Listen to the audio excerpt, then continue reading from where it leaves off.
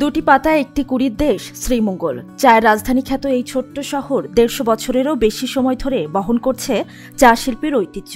পাহাড় আর সমতলের মাঝখানে দাঁড়িয়ে থাকা শ্রীমঙ্গল যেন প্রকৃতির হাতে গড়া এক অনন্য সৌন্দর্য।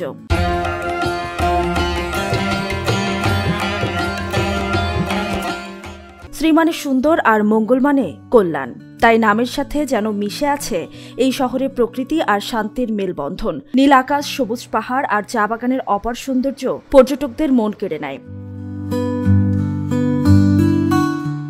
আঁকাবাঁকা পথ পেরিয়ে টিলা আর বনের ভেতর ছড়িয়ে আছে বিশাল চা বাগান। চা কন্যাদের পাতা তোলার দৃশ্য আর প্রকৃতির সবুজে ঘেরা পরিবেশ ভ্রমণ পিপাসুদের কাছে এক অভিন্ন অভিজ্ঞতা। বিকেলের আলোয় ছায়া ঘেরা পথে ট্রাক্টর চলার দৃশ্য পর্যটকদের জন্য হয়ে ওঠে আলাদা আকর্ষণ। আমি ডক্টর সেলিম, পুরান ঢাকার দয়াগঞ্জ থেকে আসছি। আসলে আমি এক ধরনের ভ্রমণ পিপাসী মানুষ। বাংলাদেশের মোটামুটি ৬৪ জেলার মধ্যে আমার 50 ভ্রমণ করছি, শ্রীমঙ্গল আসা হয় নাই। শ্রীমঙ্গল আসার পরে বুঝতে পারলাম এর সৌন্দর্য আসলেই অন্যরকম। আমি সাভার থেকে আসছি, আমি অনেক নাম শ্রীমঙ্গলের কখনো আসা হয়, তো এখানকার এসে ভিউটা অনেক সুন্দর লাগছে, অনেক ভালো লাগছে। শ্রীমঙ্গলে পর্যটন কেন্দ্র গড়ে ওঠায় বাড়ছে নানা স্থাপনা, তবে প্রকৃতি যেন নষ্ট না হয় সেদিকে সকলকে সচেতন থাকার আহ্বান স্থানীয় পর্যটন উদ্যোক্তাদের। শ্রীমঙ্গলটা মৌলভীবাজার জেলার ৭টা উপজেলার মধ্যে একটা অন্যতম সৌন্দর্যমণ্ডিত এবং আকর্ষণীয় উপজেলা।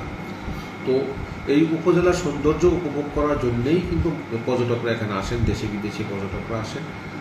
আমরা অন্তত আমার দাবি যে শ্রীমঙ্গল পর্যটনকে বড় করতে গিয়ে, পর্যটন দিয়ে আরও সমৃদ্ধ করতে গেলে প্রকৃতি যেন ধ্বংস করা না হয়। প্রকৃতি ধ্বংস করে যদি শ্রীমঙ্গলের পর্যটন শিল্পটা গড়ে ওঠে, তাহলে একটা সময় দেখা যাবে শ্রীমঙ্গলের পর্যটক আগমন কমে যাবে। এইসব মানুষ, এত সব মানুষ আসার সুবাদে আমরা যেভাবে আবাসন ব্যবসা গড়ে উঠছে, যেভাবে মানুষের পদচারণায় পাহাড় ধ্বংস হয়ে যাচ্ছে, পাহাড়ের সৌন্দর্য ধ্বংস হয়ে যাচ্ছে, এটাকে প্রশাসনের নিকট দাবি থাকবে এগুলো যেন বন্ধ করা হয়। সবুজ পাহাড় আর বিস্তীর্ণ চা বাগানের নৈসর্গিক টানে শ্রীমঙ্গল আজও প্রকৃতি প্রেমীদের জন্য এক স্বর্গভূমি। এখানে এলে মনে হয় প্রকৃতির কোলে ফিরে পাওয়া যায় শান্তি, সৌন্দর্য আর প্রশান্তির এক অমূল্য ঠিকানা।